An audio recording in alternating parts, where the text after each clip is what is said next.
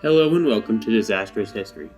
My name is Anthony, and I am the host of this wonderful mess of a show that will attempt to chronicle some of the biggest and most interesting disasters, messes, and all-around screw-ups that have happened throughout the centuries. Welcome back to another episode of Disastrous History. This week's episode is going to cover a disaster I've discussed many times before, but never actually fully covered, a dust explosion. This week we will cover the 2008 Georgia Sugar Refinery Explosion. So what exactly is a dust explosion? I've described it a couple times in the terms of if you take a pile of sawdust and light it on fire, it'll burn for a little bit, but not super efficiently. You take that same pile of sawdust and toss it in the air, then stick a lighter in it, you'll have a fireball and a fairly severely burnt hand. The reason this works is there is an extremely high surface area to mass ratio in dust. If you remember from a couple weeks ago, I used the example of a fire set on a couch.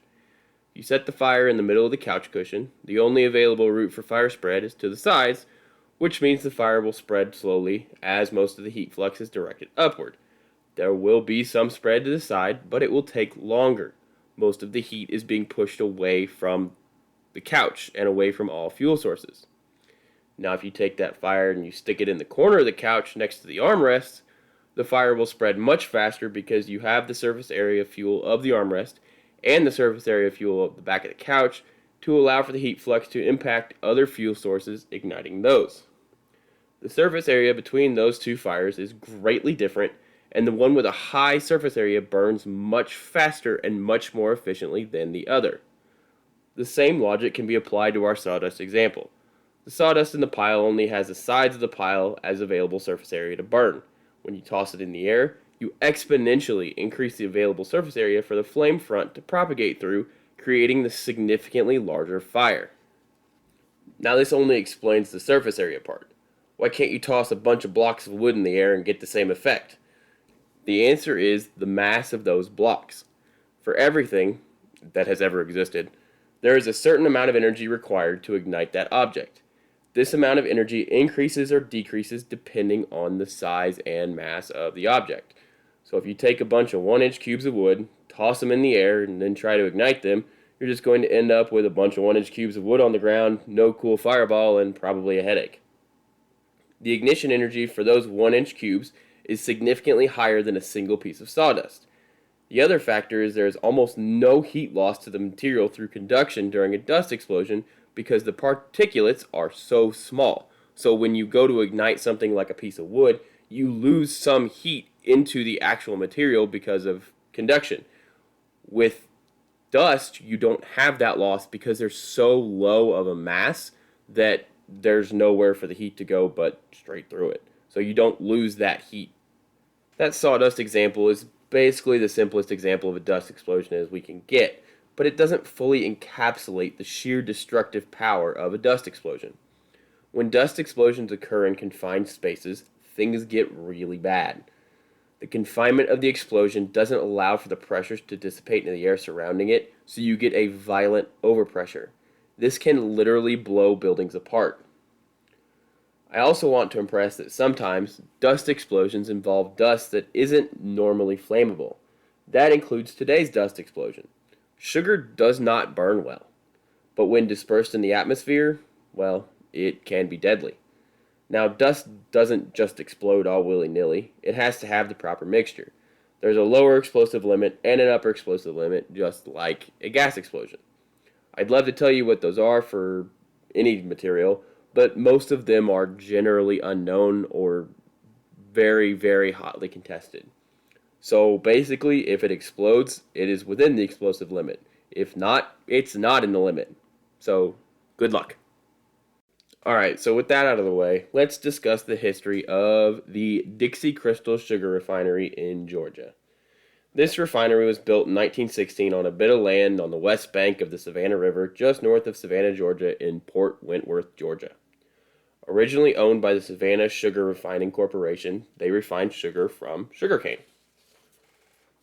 But let's get into the process of refining sugar from sugarcane real quick so we all know and have a basic understanding of how and why this disaster took place. First, sugarcane is harvested on farms into what is known as, surprise, surprise, raw sugar. This raw sugar often has impurities and molasses in it, meaning it needs to be refined for use in most things. Once it gets to the factory, it is melted and turned into sugar syrup. This process removes most of the impurities. They then crystallize the sugar by spinning it around a giant centrifuge. After that, the sugar is dried in a rotary dryer and then cooled for several days in silos. It's then packaged and sold to retailers or to industrial bakers. So really, the part in the process that creates the dangerous dust accumulation is the packaging process. Packaging the sugar creates dust that can accumulate in various locations throughout the plant.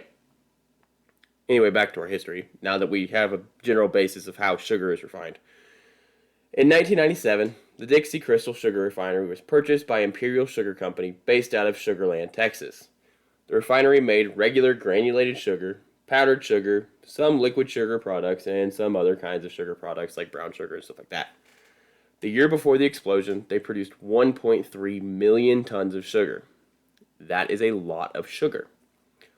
That was a real quick, down and dirty background of the location, and it's much shorter than normal backgrounds, but by all accounts, there wasn't really much notable history for this refinery. It was just there, and people worked it for years. Entire families lived on the property owned by the refinery. It was basically a giant sugar town. Everyone who worked there knew each other and knew each other's family. It was a small town. Your children worked there, your father worked there. People moved there when it opened from Louisiana specifically to work there, and then those families continued to work in the refinery until the explosion in 2008. So what did this refinery actually look like? So once the sugar was refined, it was stored in 3 large silos. Each silo was 105 feet tall and 40 feet in diameter, and they stored a maximum of 5 million pounds of sugar at a time. So they could have 15 million pounds of sugar available in those silos if they were all full. There, the sugar would sit before being moved to its destination within the plant for packaging. There were 3 different destinations for this refined sugar. The first was the bulk loading area. This is where bulk sugar was packed into trains and semis in order to transfer it to different industrial baker locations. So that's like your Little Debbie's and stuff like that. Places that use a bunch of sugar at once, that get giant train loads of sugar all at one time so that they can make a bunch of stuff to sell individually. The second location was the packing buildings. This is where the sugar was packed into small bags like what we buy at the grocery stores. Pretty self-explanatory. The final location was the powdered sugar production area where, surprise, they made it into powdered sugar. All of these locations were supplied sugar via different conveyor belts that were either regular conveyor belts, screw conveyor belts, or bucket conveyor belts. Screw conveyor belts are an enclosed tube with a helical screw inside that rotates the sugar around and through to the next area. Bucket conveyor belts are buckets attached to a conveyor belt that carries the sugar up and dumps it onto the next conveyor belt or container where it needs to go. All of these were enclosed but were not airtight, allowing for sugar and sugar dust to escape containment. This will be a common theme throughout this whole thing, so get used to hearing it. Now, as sugar entered the packaging area and the silo area, it was dropped into Silo 3. From Silo 3, it would then be transported to Silos 1 and 2. So basically, Silo 3 was where they dumped all the brand new sugar, and then as it needed to be moved to different areas, it would be pushed over to Silo 1, Silo 2, and then Silo 1. Then, in order to transport sugar from Silos 1 and 2 to where it needed to go, there was an 80-foot long, 2.5-foot wide steel conveyor belt. So imagine there's 2 silos, and directly underneath the openings of the silos is this massive conveyor belt. When the refinery and silo building were being built, this conveyor belt was open in a giant hallway. But they realized that the conveyor belt being opened allowed for contamination of the sugar as it traveled. So they put walls and a ceiling over the conveyor belt. This prevented contamination, but it then allowed for sugar dust to build up. Because again, on the conveyor belt, sugar would fall off, dust would fall off, and would begin to accumulate. This created a major hazard. You see, there was sugar and sugar dust building up beforehand, but the area it was in was so large that it didn't really matter because it would have taken so much dust to reach that explosive limit in the atmosphere in that tunnel. But once they enclosed it, it made it significantly lower for enough dust to be in the atmosphere to reach that explosive limit. And just for good measure, when they enclosed the conveyor belt, they did not install any dust removal system. Just put a box over it and called it good. Not a good decision. But I can see where they're coming from. Sugar doesn't super burn well. It'll melt, but it won't really burn all that great.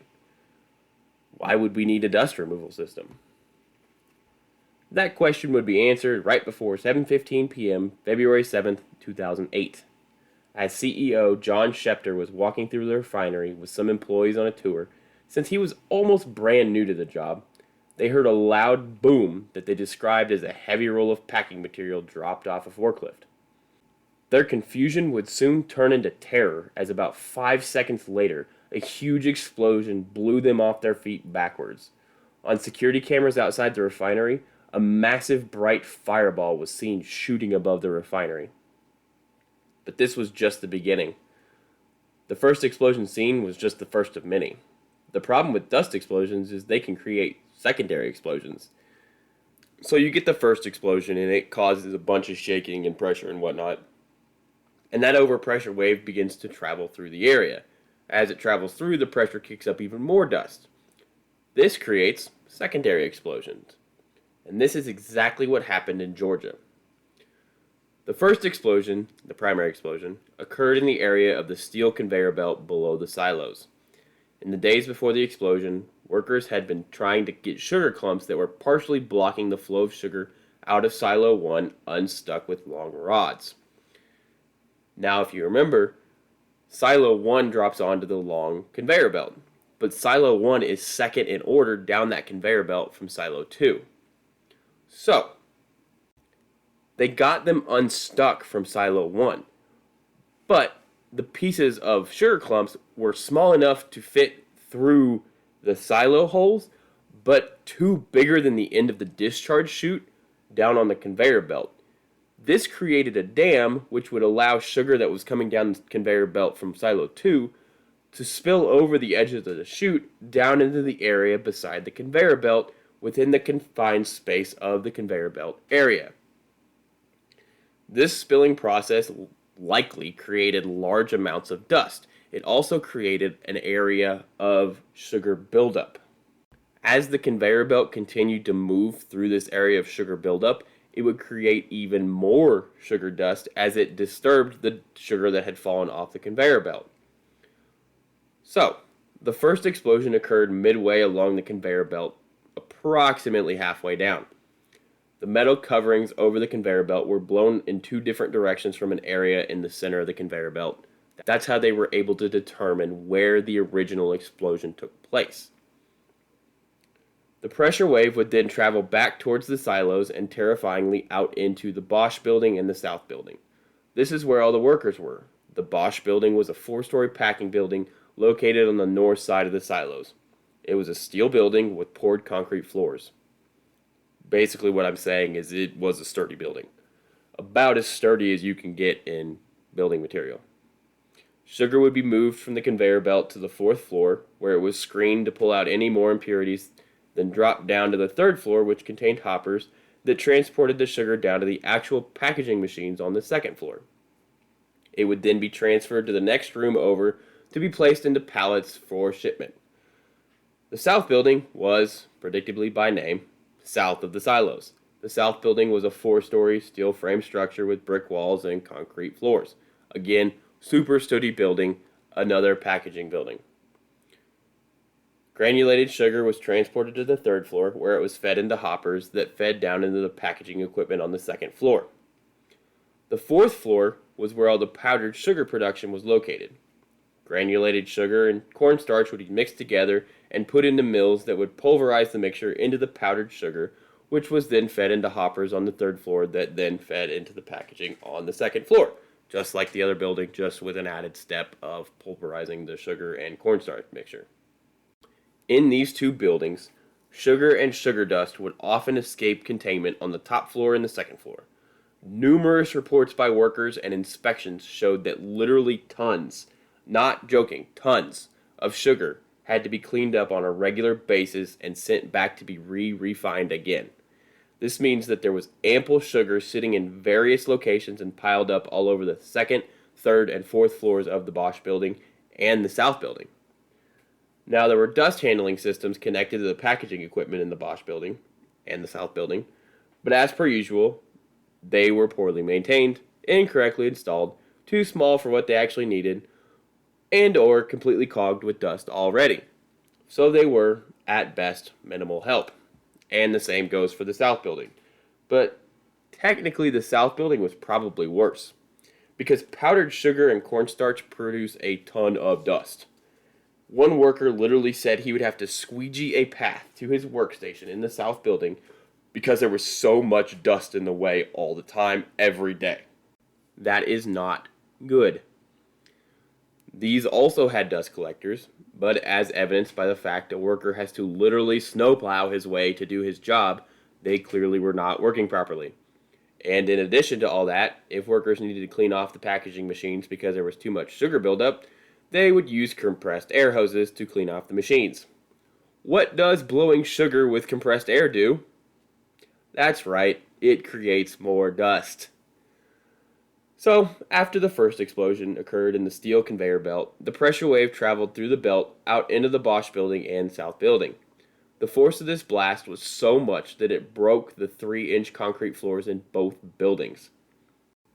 This bucking of the concrete floors kicked up whatever sugar was on the ground. This caused more explosions. After that, the explosions caused by the floors breaking made more dust fall down from the ceiling area on the rafters and the lights and the overhead ducts. This created even more explosions and more fireballs. Anything not nailed down was launched all over the place. Furniture, equipment, walls, the floor, even people. Anyone who had exposed skin had it instantly burned from the superheated air as the first explosion front passed by them, and then they were likely burned again, and again, and again, as explosions continued to rock the plant as more and more accumulated sugar dust rained down from above, causing smaller, but no less deadly, dust explosions from the fires burning available combustibles below. Those available combustibles were sugar packing material, papers, people. Pretty much anything that could burn at this point was burning. Explosions would travel through the screw conveyors all the way back to the actual refinery, and the building there stored the bulk sugar, causing fires there as well. For nearly 15 minutes, fireball after fireball after fireball erupted from the refinery. Inside the plant, in the packing buildings, was a living hell. The power was cut almost immediately after the first explosion. No lights, no nothing. Floors had been wrenched apart and had gaping holes in them. Walls had been shoved over. Furniture and equipment was on fire and tossed everywhere. It was dark and confusing and dusty. And there was always risk of another dust explosion, or 2, or 3, or even 4. Escape was going to be insanely difficult because of all these factors. But there were further issues with the escape. Number 1, there were no fire alarms in the work areas, like visual or audio alarms. If there was an emergency, they would be notified by cell phone or radio. That's not good. There also were no evacuation drills ever performed at the refinery. They had evacuation routes posted and emergency exit signs, but when the explosions happened, all the power to actually see the routes of the emergency signs were gone. So not only did they have no visual clues as to where to evacuate to, they had no prior knowledge of how to evacuate either. And everything had been blown apart, so even if they did, it's likely that they had no idea where they were going. Once those explosions started, they were essentially all on their own. And just for added good measure, there was a sprinkler system installed to protect the floors from fire spread. Real quick tangent here. Fire sprinklers are not there to extinguish fires. That is a very common misconception. They are there to contain fires to a single area to prevent spread or at least hinder it. They are not there for actually extinguishing the fire, and they, except in special cases, do not all go off at the same time. They contain what is called a frangible bulb or fusible link that either has a certain color liquid if it is a frangible bulb, or is painted a certain color if it's a fusible link that will let you know what temperature the sprinkler activates at. The more you know. Anyway, they had a sprinkler system installed, but the piping system was broken during the primary explosion and did not activate at all. So they had a sprinkler system and it was just not working. The emergency response to the explosion was extremely hampered for numerous reasons. First, there were fires burning pretty much everywhere in the buildings, which is always a bad start to a fire scene. With the broken sprinkler system, it also hampered water supply through the hydrants because it was leaking out through the sprinkler system. Luckily, they thought quickly and were able to get pump water out of the Savannah River, which was literally just nearby. They had no good way of accessing the interior of the building to even search for survivors because everything was burning, and on top of that, the floors were heavily buckled, so walking on them would be a dangerous task in and of itself. There was even still risk of even more explosions. You see, one thing I haven't mentioned yet is there were two directions for that explosion wave to travel. One was into the packing buildings, the other way was back to the silos. Now, those silos were actively burning at the time. They were heavily damaged by the explosion, but they did not collapse. Had they collapsed, it is very likely that it would have caused another massive dust explosion because all that sugar coming raining down on top of a fire that's already burning, putting all that dust into the air, you've got a really, really, really big fireball and a really, really, really even worse day. So their arrival on scene was, we got basically no water. We have fires burning throughout this entire refinery. We don't know the layout of this refinery, and the layout has been changed because it has exploded. We have 3 giant silos full of sugar that has caused this explosion that may or may not be collapsing at the moment. We're not sure. It is completely unstable. We don't know where anyone is inside. And who knows when or if the explosions are going to stop. Eventually, the fire department decided to bring in some refinery workers to help with the rescue mission because they were unsure of the layout of the facility, which, who can blame them? It's a pretty good idea. In the end, it would only take 90 minutes to get all 36 injured workers who survived the blast transported off-site, and no other injuries were reported the rest of the event. That is impressive for an event this size.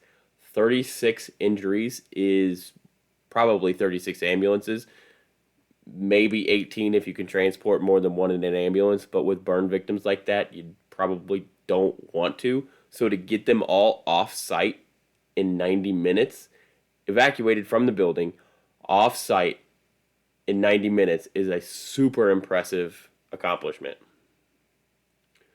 Most of the major fires were extinguished by the next day, but the 3 silos would continue to burn and smolder with molten sugar for the better part of 7 days before they were being put out by a special helicopter water drop. The aftermath of the explosion was described by Red Cross worker Joyce Baker as walking into hell. She helped treat some men who had escaped, and all of them had third-degree burns. Some of their skin was just gone. Some of it was actively slipping and melting off. In total, there would be 36 injuries and 14 deaths.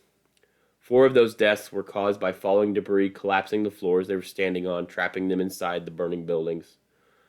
4 more of those deaths were from becoming trapped by the fire. 2 of those were workers who had re-entered the structure trying to save their coworkers and perished as heroes. The final 6 deaths were all from burns suffered in the building and died later at the hospital. At least one of those workers was named Kelly Fields, and he was uninjured in the initial explosion and had evacuated, but later re-entered the facility to try and save his coworkers before becoming trapped. He died a hero and belongs in the Disaster's History Hall of Heroes. We know the origin of this explosion. The steel enclosed conveyor belt underneath the silos. That's been pretty well determined. The original cause of the explosion is still up for debate. So let's go into the list of competent ignition sources, and then I'll tell you guys which one seems most likely in my opinion. In fire investigation, you define an area of origin and then look at competent ignition sources within that area of origin. If you find none, you expand your area of origin. The ignition source of a worker lighting a cigarette and igniting the dust cloud was evaluated. However, no workers were found anywhere near the area of origin, and with how quickly that explosion would have occurred, they could not have relocated away from the area that fast. So an open flame was not a competent ignition source here. That one we're just going to throw out immediately. Within the conveyor belt area, we have basically three potentials. An electric spark, so something faulting or a switch being flipped that throws a spark, like you'll occasionally see with light switches. But with that one, the only surviving switches found in the area of origin were explosion-proof switches, meaning they were designed with no spark possible. So it's likely that we can rule this ignition source out because there were 4 total switches in the area and 2 of them were explosion-proof. It's more than likely the other 2 were also explosion-proof. So we can go ahead and say that is not a competent ignition source. The next potential ignition source we have is a hot surface ignition. This would likely be a bearing that became overheated during operation. Now, the minimum ignition temperature for airborne sugar dust hovers right between 680 and 790 degrees Fahrenheit. That's 360 degrees to 420 degrees Celsius for my listeners everywhere not America, and 630 degrees to 690 degrees Kelvin for that one guy who always wants it in Kelvin. Now that seems like a high temperature, but there are 2 factors that work to lower that minimum ignition temperature. Time in contact with the hot surface, and if a pile of sugar had begun to smolder next to the hot bearing. The contact with the bearing decreases the minimum ignition temperature as it begins to break down, and the smoldering sugar will release flammable gases that can also decrease the minimum ignition temperature because it makes it less pure, lowers the ignition temperature. So this is a competent ignition source. And finally, we have a spark created by friction. This one is unlikely but technically possible. It takes metal rubbing on metal to move at about 30 feet per second to create an efficient spark. The conveyor belt was maybe moving at best about 5 feet per second. So it's highly unlikely unless it became jammed and suddenly jerked back into position, but it seems unlikely. So that leaves us with really only one fully competent ignition source, an overheated bearing igniting the dust. But then who was at fault for this fire? Well, it turns out Imperial Sugar was at fault, the owners of the refinery. Shocking, I know.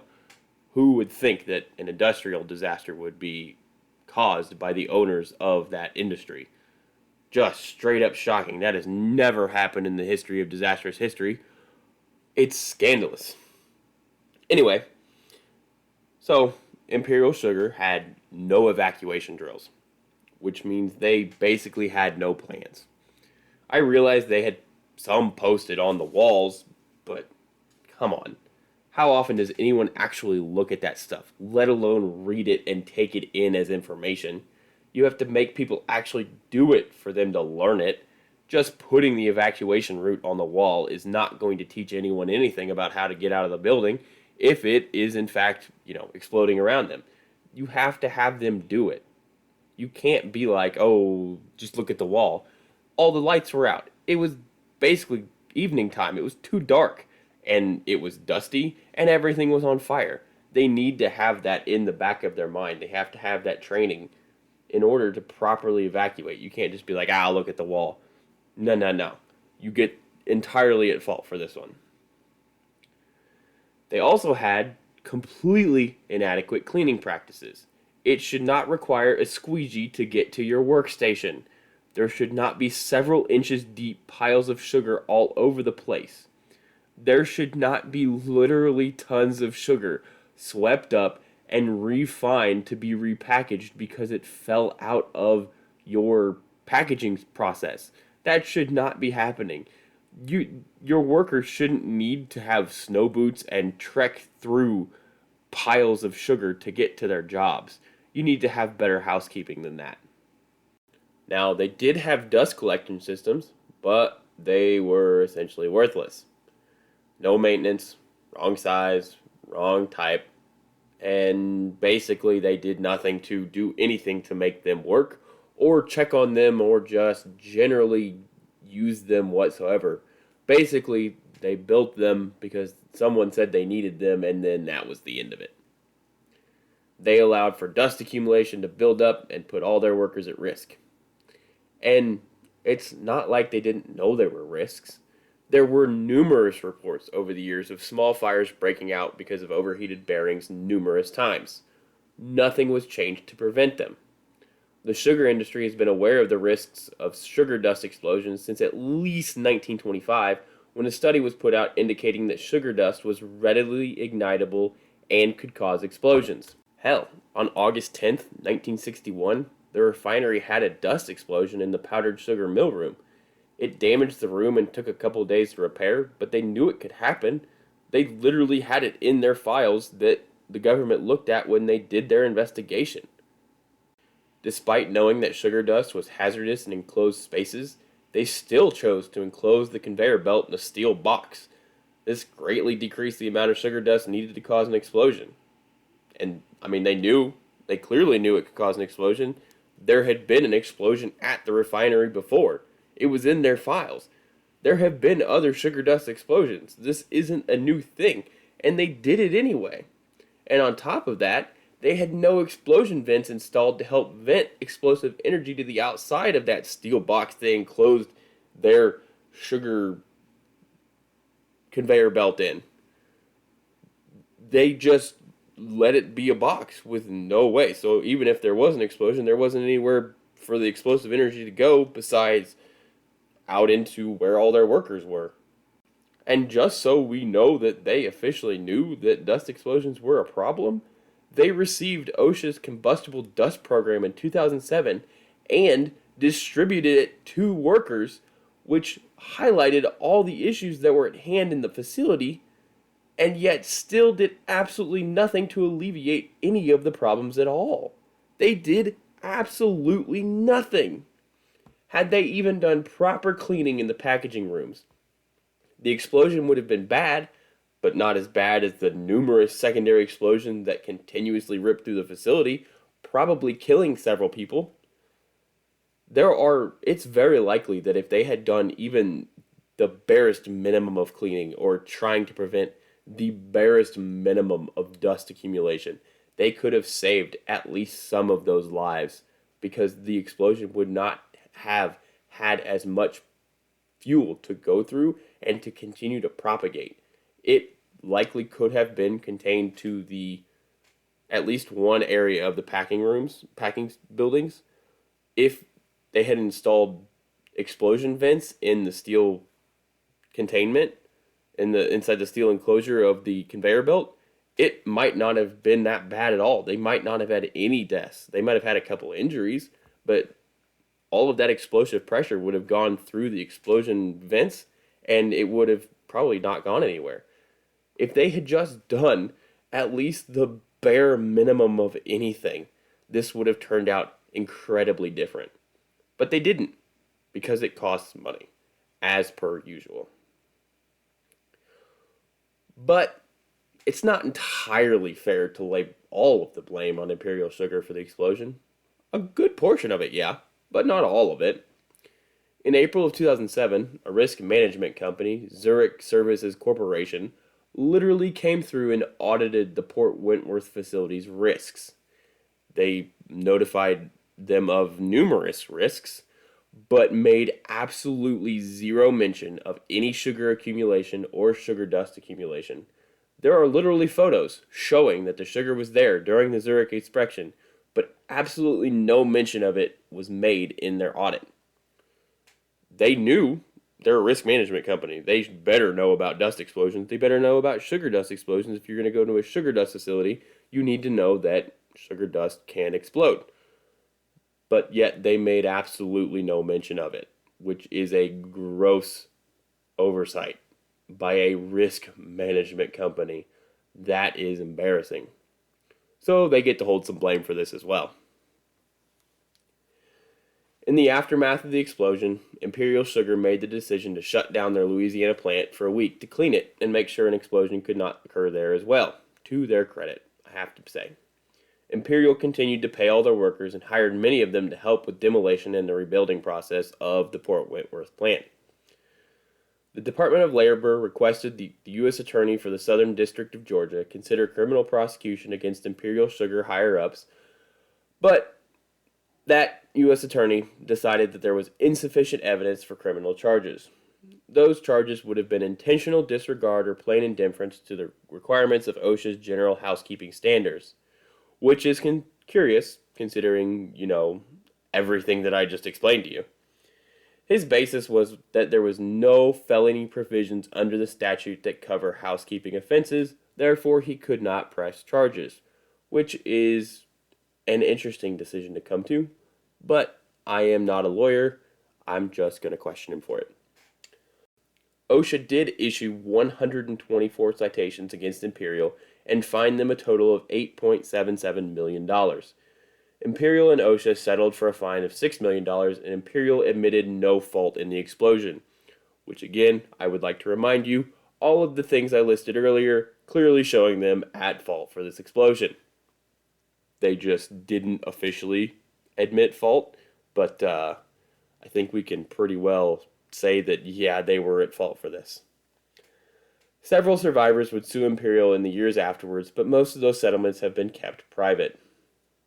In the end, Imperial Sugar rebuilt the Port Whitworth Sugar Refinery and reopened it in November of 2009 with a monument in place to honor those who died in the explosion in a park on the refinery grounds. Many of those that worked in the refinery before the explosion continued to work in the refinery after it reopened. So that brings us to the end of this week's episode. I hope you guys enjoyed it. As always, you can follow me on Twitter at Disastrous History. So history is HSTRY without the vowels. You can also follow me on TikTok at Disastrous History spelled correctly, and on Instagram at Disastrous History, also spelled correctly. If you want to email me and let me know, you can email me at disastroushistory@gmail.com. Unfortunately, podcasting is not free, so I have a coffee set up. It's kofi.com/disastroushistory. It's there just as a donation. There's no content or anything hidden behind it, and there probably never will be. So it's just there if you want to donate. If you do, I greatly appreciate it. Anyway, as always, stay safe and remember to check your smoke detector batteries.